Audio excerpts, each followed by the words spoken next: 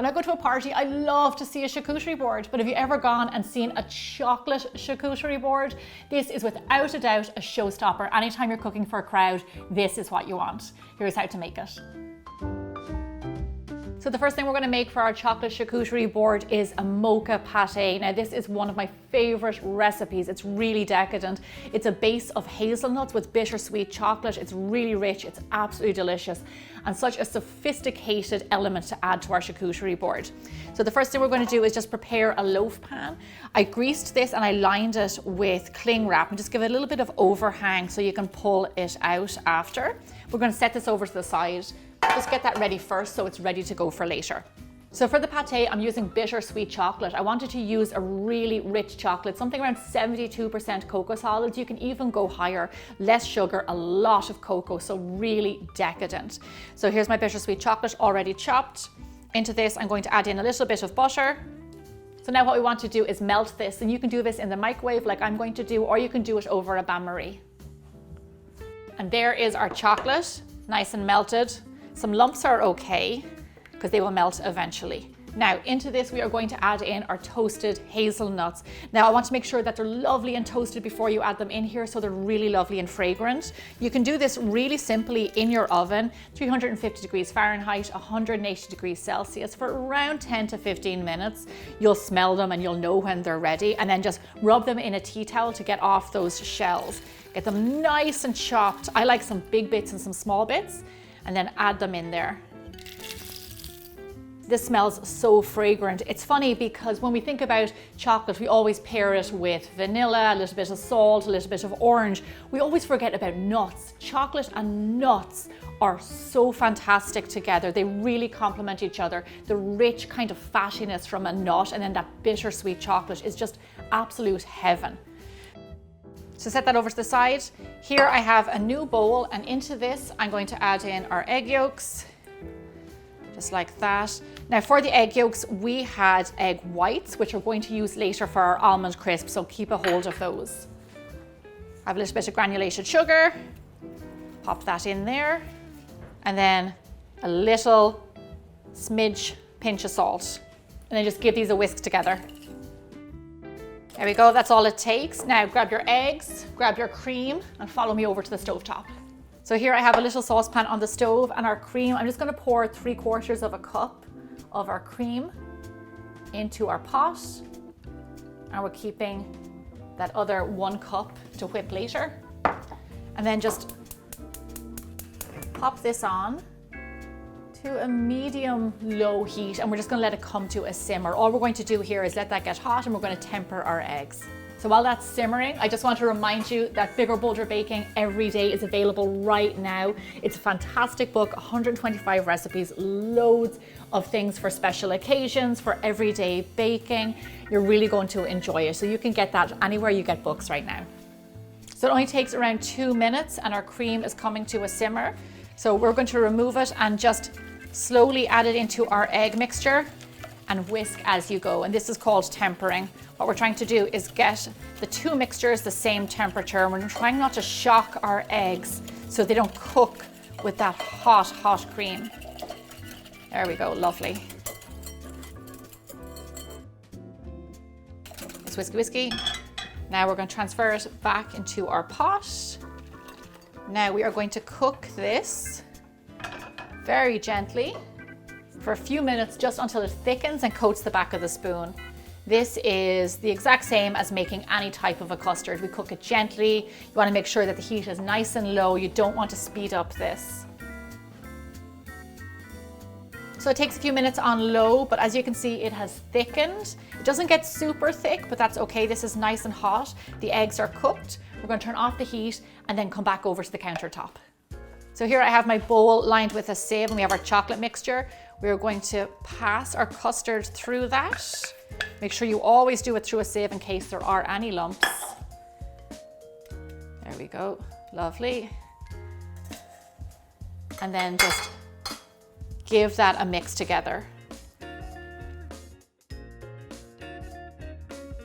Oh my gosh, that looks lovely. But we're not done yet. So remember the cream that we kept aside? Here I have my little mixer. I'm going to pour that in there For this recipe, make sure it's heavy whipping cream because we want it to whip up nice and thick.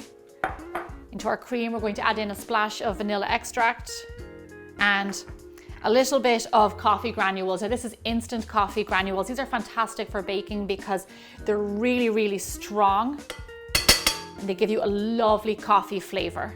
Now I'm just going to whip this up until it's around kind of soft peaks.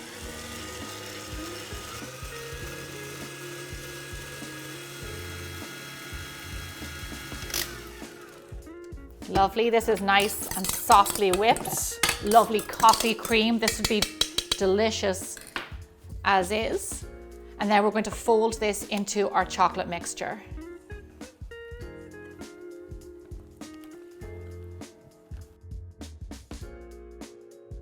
Oh my gosh, absolutely gorgeous.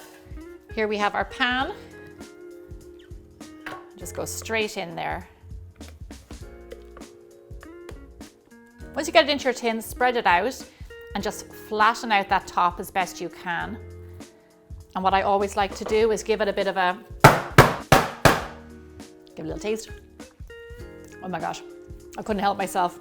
Absolutely delicious, heaven. Okay, now all we have to do is pop this into the fridge and let it set. That's all it needs.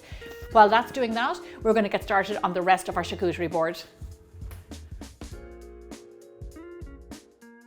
So another lovely addition to our charcuterie board I thought would be a Tuile cigar. Now these are lovely, delicate French little cookies. They're very thin and they're nice and crispy, so they're going to work really well with everything else. So first thing we're going to do is mix together our dry ingredients. Here I have some powdered sugar, and then into that I'm going to add in a little bit of all-purpose flour and just give those a mixy mix.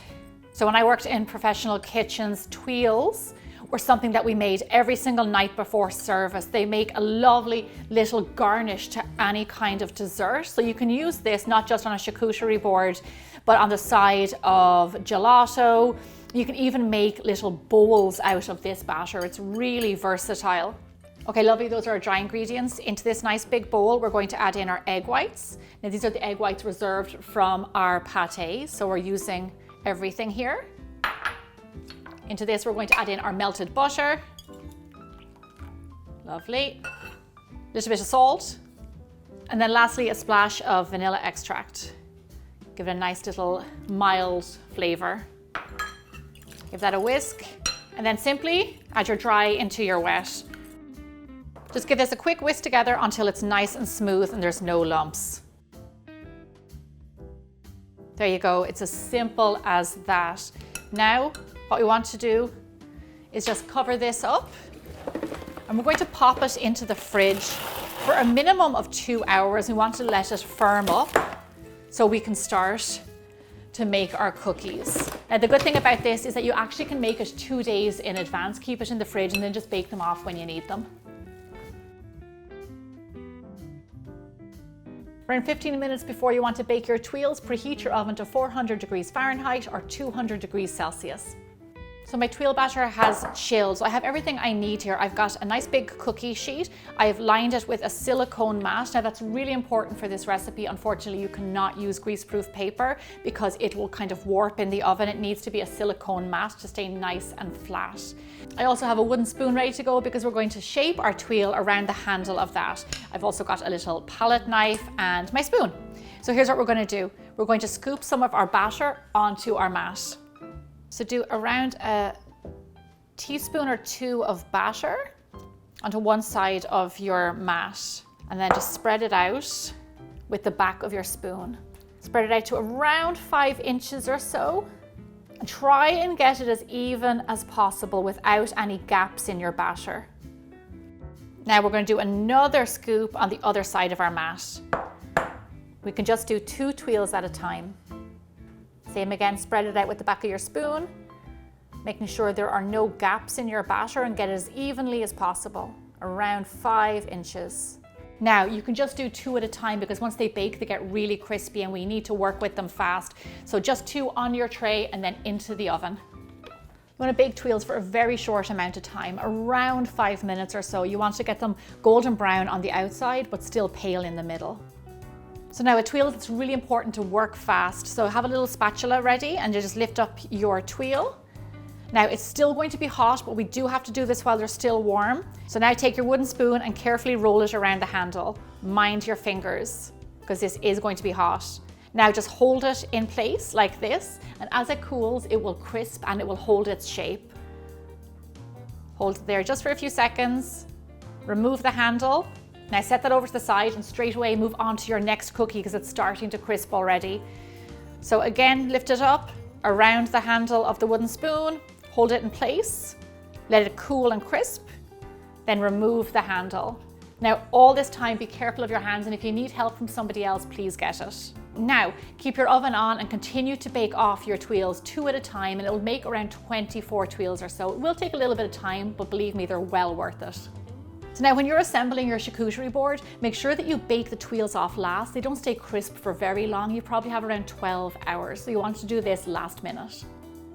Once you're done baking, you'll have a lovely big plate of Tuile cigars. These look and smell amazing. I'm going to put these in an airtight container, keep them nice and dry and crisp, and we're going to move on to our next recipe.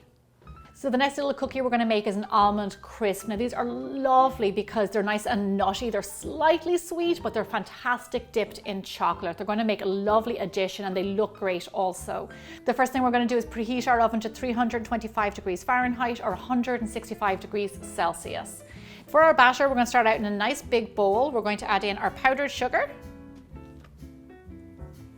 And then we're going to whisk in our egg whites,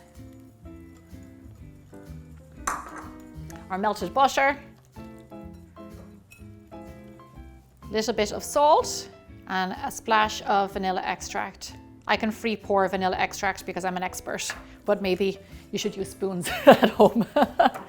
Give these a whisk together until it's combined and nice and smooth. You can see similarities between this batter and the Tuile batter. And then lastly, we are going to fold in our slivered almonds. Be careful not to break up the almonds too much when you're folding them in.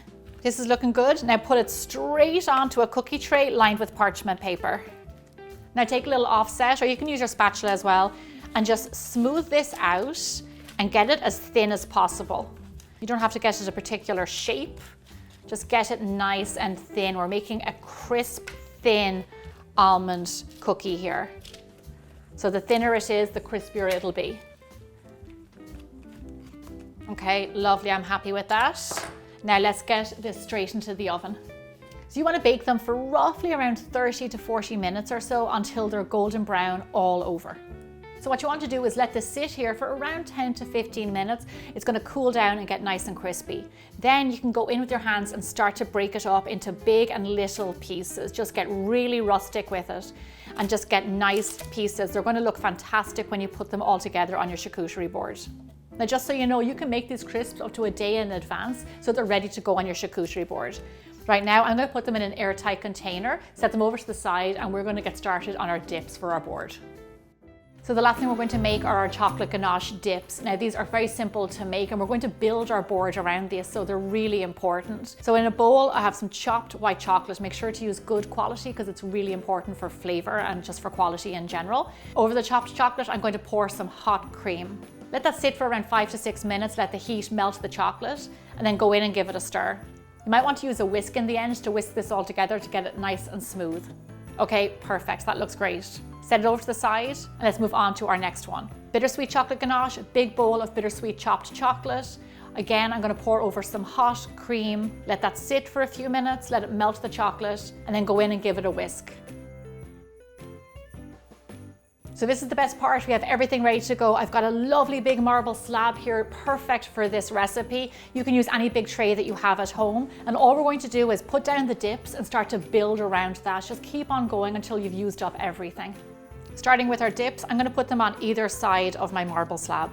Next, I'm going to place down some shortbread cookies. Now these are my 3-ingredient shortbread cookies that I just sandwiched together with a little bit of ganache. It's on my website, really easy to make and absolutely delicious. Next, we're going to do our pate. So cut some slices of your pate, fan them out a little so you can see them. Beside those, I'm going to add some almond crisps. And like with the cookies, let them just lay where they fall. A few piles of everything will just really build out the board and make it just look like aesthetically so beautiful. Next, I have my chocolate salami. Now this is on my website. I made this a few years ago on YouTube. Absolutely delicious, no bake, super easy, and a great addition to your charcuterie board. Now I'm going to add on some fresh fruit, whatever is in season. I was able to get a hold of raspberries. A few piles of those, just a really lovely pop of color, and then fruit and chocolate go so well together. I'm going to put a pile of my cigars over here by the dip, just so they're easily accessible and ready to be dumped. You're really starting to see the board fill out. Now I'm going to add a few things that are just going to fill in the gaps a little bit. Here I have some chocolate almonds. I'm going to put those in 2 little groups on either side of the board. I have some candied citrus peel. And then lastly, I'm just going to add on a few chocolate dipped pretzels, just for a different look and nice texture to the board also. Now at the end, if there's any little gaps, whatever it is, just fill them in with a little bit of cookies, nuts, whatever you have. This looks so sophisticated and beautiful. Without a doubt, this will be the centerpiece of your gathering. Now, I just want to talk about, not only does it look beautiful, but the texture and everything we have going on here.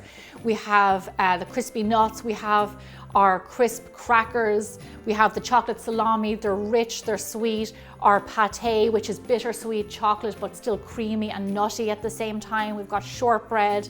There is so much going on here. It's so much more than a feast for the eyes. For lots more decadent chocolate videos just like this one, stick around because I've got loads more to check out.